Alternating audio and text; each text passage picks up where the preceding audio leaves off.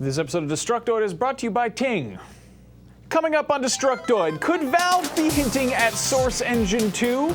Could Dishonored sexy parties give you terrible nightmares? And could Ubisoft be working on a Prince of Persia reboot? Get the answers to these questions and more right now on Destructoid.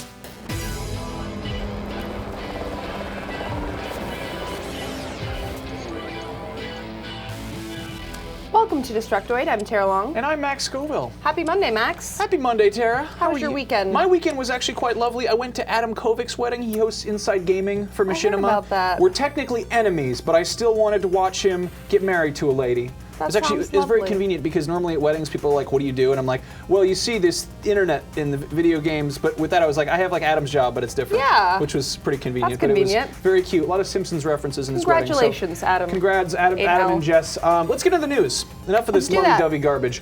Right now, Ubisoft is putting all its eggs in the Assassin's Creed basket. That's a terrible sentence. Yeah. But let's not forget their original historical running and jumping and stabbing series, Prince of Persia. A screenshot surfaced on the official Prince of Persia forums showing off what could very well be from a reboot of the classic platforming series.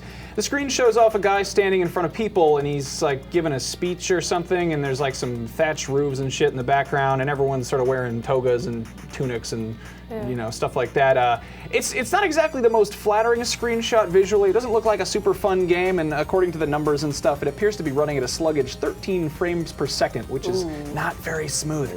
Now, Middle Eastern aesthetics aside, the only real hint that this could be a Prince of Persia game is the fact that the file name contains the text POP02, which sounds like the kind of thing that people maybe would name a reboot, like Prince of Persia 0. That could be a thing. It's worth noting that the main dude also looks a bit like this other dude who showed up in these mysterious leaked trailer screenshots from way back before E3 that claimed that Judgment is coming. So maybe Prince of Persia Judgment, could maybe that be a thing? Maybe Prince of Persia 0, who knows? Of course, considering that Assassin's Creed started off as a Prince of Persia spin-off, this mysterious new game could easily turn into a new IP altogether. And you know, you got brand recognition, which goes a long way, but new IPs always get people talking. I mean, just look at Watch Dogs.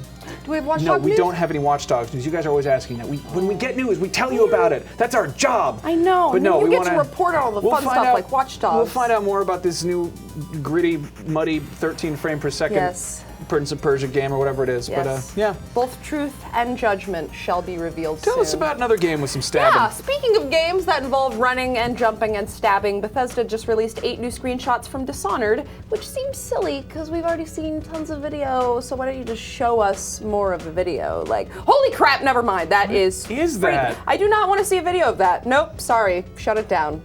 These, oh god, it's creepy. These screenshots are from the Lady Boyle mission that Bethesda was showing off at QuakeCon last week.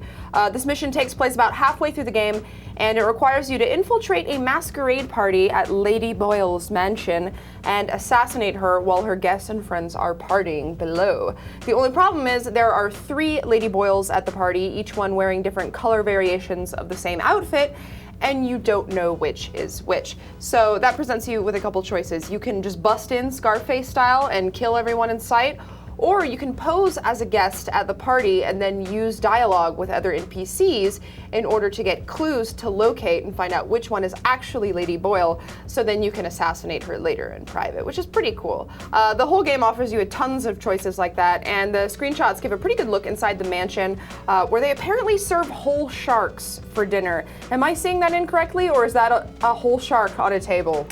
Looks like a tiger shark or something. Looks like an orange shark. It's weird. We also get some outside shots of the mansion, which looks really cool. We also get to see a little bit more of Dunwall, which is the game's main city. This was actually designed by Viktor Antonov, who designed City 17 from Half-Life 2. And if you look at the pictures side by side, you can see that Dunwall kind of just looks like a more rundown and oppressive City 17. Albeit with a lot more color to it. Although in that picture it looks like there's less color, but you get to see some of the color in the other pictures. I'm really glad that they're adding color to this game. Did I mention that? This game is very sexy and pretty. I like it. Not sexy so much in the parties, but I mean the sharks and the weird masquerade stuff. You know, that looks kind of cool. Some creepy business. In a weird way, but yeah, color. Hey, what? You know what's going to be the best game? What? Ni no Kuni, Wrath of the White Witch. That's going to be the best game. You know why Ni no Kuni, Wrath of the White Witch is going to be the best game? because it looks like if Pokemon was a Hayao Miyazaki movie. Just like in case you'd forgotten that for some reason, this game is going to be awesome. Pre-order bonuses have been announced, and as much as I usually hate pre-order bonuses, there's something special here, something magical even. If you pre-order from GameStop in the US or Canada, you'll get a steelbook case with some artwork on it, which sounds nice, but it just sort of looks like a regular game case that happens to be made of metal. So that's sort of dumb. But listen, dear viewers, if you pre-order Ni no Kuni on Amazon, you get a pet griffin. Aww. Which is awesome. That is a horrible picture. That picture does not do it justice. Yeah. This familiar, or your friend is a familiar, known as Griffey, he's not even in the Japanese version. He's only in the version you pre-order through Amazon. And he's got special attacks called Phantom Fangs and Petrifying Puff. Oh. And he evolves into two stronger forms, Grifference, and wait for it, the Griffrigerator. Wow. The Griffrigerator. It's a griffin. It's a fridge. You were saying that word a lot earlier, and I was like, what are you talking about? And I didn't even know it was related to this. Just sitting at my desk, just going refrigerator. Yeah. Refrigerator. I don't know if the animal is going to be part refrigerator, or if it's just got a bad name, or if it's going to have icicle beams or something, but this is in addition to other terrible names, such as a sheep named Bartender, wow. and an arms-dealing raven called the Quartermaster. Like Quartermaster, but with the noises that birds make. Oh, that's a bit of a stretch. Anyway, this game looks really awesome, and I think that pre-order bonuses are bullshit, but I would rather get a little griffin than a metal box. Yeah. Ni no Kuni Wrath of the White Witch hits PS3 exclusively on PS3 exclusively on January 22nd. It's got some animals in it. What do you want? Almost every game has animals in it. In fact, that's why all I like we them. report on I anymore. like the games that have animals Enough in them. about your filthy animals. I've got computer things to Oh, report great. on. Ahem. Those clever hackers over at the internet headquarters have found yet another clue as to Valve's intentions, this time concerning the source. I mean the engine, not the hip-hop publication, though there probably is some of that in there too, I don't know yet. Some of the folks over at ValveTime.net happened to find several references to the Source 2 engine buried within Valve's Source Filmmaker software, which, as you know, they released to the public last month. We already knew that the Filmmaker software was being developed alongside the Source 2 engine, so it makes sense that there would be mentions of it in there and stuff, even if we haven't explicitly heard anything from Valve yet. The hackers found over 60 lines of code relating to Source 2, as well as a Source 2 logo and a little set of tools that you use for it. Valve hasn't commented on any of the code yet officially, but if you go to their website's About Us page, you'll find an area dedicated to Source that reads, quote, "We don't like to brag, but Source is considered the most flexible, comprehensive, and powerful development environment out there. And it's about to get even better." Dun dun dun! So, if you recall, Valve's headquarters are up in Seattle, where we will be for PAX this year.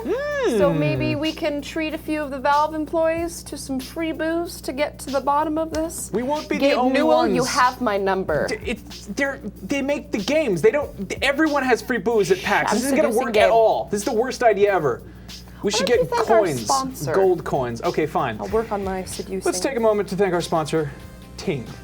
Ting is a new cell phone carrier that aims to offer a simple, understandable, and affordable alternative to the big, dumb, bloated contracts from those other carriers. Instead of being locked into one plan, you've got a flexible plan that bills your data, minutes, and text separately. If you go over the limit you picked out 1 month, you're not charged ridiculous fees. It just bumps you up to the next payment tier, and if you use less minutes, you're credited the difference for the next month. If you're skeptical, they've even got a savings calculator on their site where you can enter your data, text, and minute usage from your current phone carrier and see how it stacks up. Let's say you use like 90 minutes of phone time a month, just like weekend phone calls to your parents or whatever, but you're more of a texter, so you punch in like 523 texts. You spend a lot of time screwing around on Twitter or checking Reddit while you're on the toilet, so let's call your data usage 640 megs. With Ting, this plan will only cost you $38 a month. That is like pretty stupid cheap. That is affordable. You can afford that.